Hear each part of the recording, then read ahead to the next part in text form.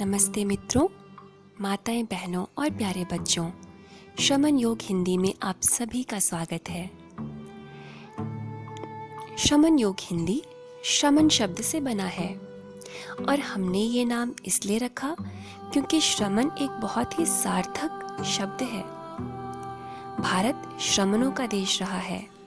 श्रमण वो जिन्होंने श्रम से और परिश्रम से सत्य की खोज की हो।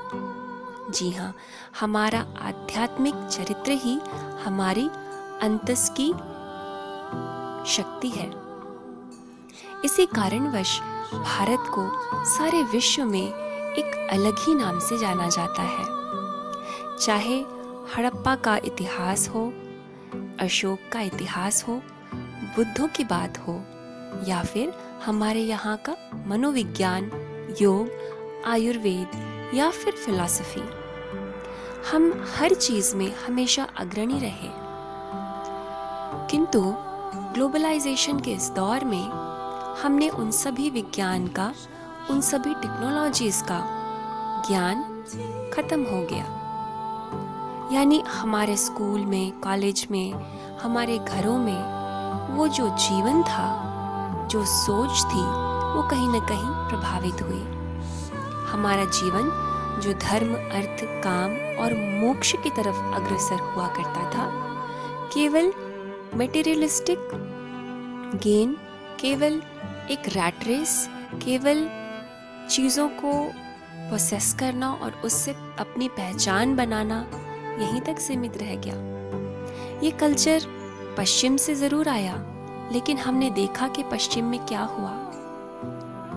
पश्चिम में जितना लोग मटेरियलिस्टिक एक्विजिशंस के पीछे भागे, मनोविकार उतने ही बढ़ते गए। किंतु हमारी सभ्यता में मन के ऊपर सबसे ज्यादा काम हुआ है। चाहे हम पतंजलि योग सूत्र की बात करें, चाहे पाली कैनन की बात करें, जैन सूत्रों की बात करें या भगवद गीता की, हम इन किताबों को अपने घर में बचपन में हमेशा से पढ़ते, सुनते, देखते आए और यहीं से हमने जीवन जीने की कला समझी।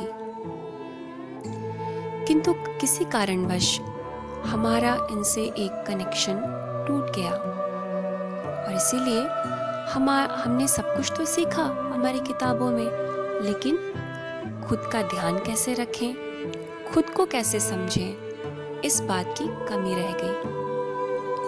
अगर हम अपने घर पे मित्रों एक टेलीविज़न भी लेके आते हैं तो उसका मैनुअल होता है, किंतु हमारा जो ये जीवन है, बचपन से लेके बड़े होने और मृत्यु तक, केवल एक पतंग की तरह बहता जा रहा है, कभी इस प्रभाव में तो कभी उस प्रभाव में।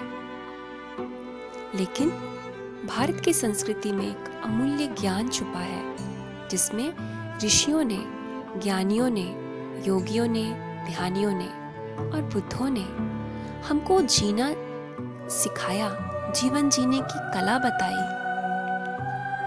उस कला को हम योग, आयुर्वेद, फिलॉसफी, इन सभी विषयों में जान के, समझ के, प्रैक्टिस करके अपनाते हैं। शमन योग हिंदी आप सभी के समक्ष उसी पुरातन विचार, उसी पुरातन जीवन शैली, उसी पुरातन प्रैक्टिस को वापस से जिंदा करने की एक पहल है।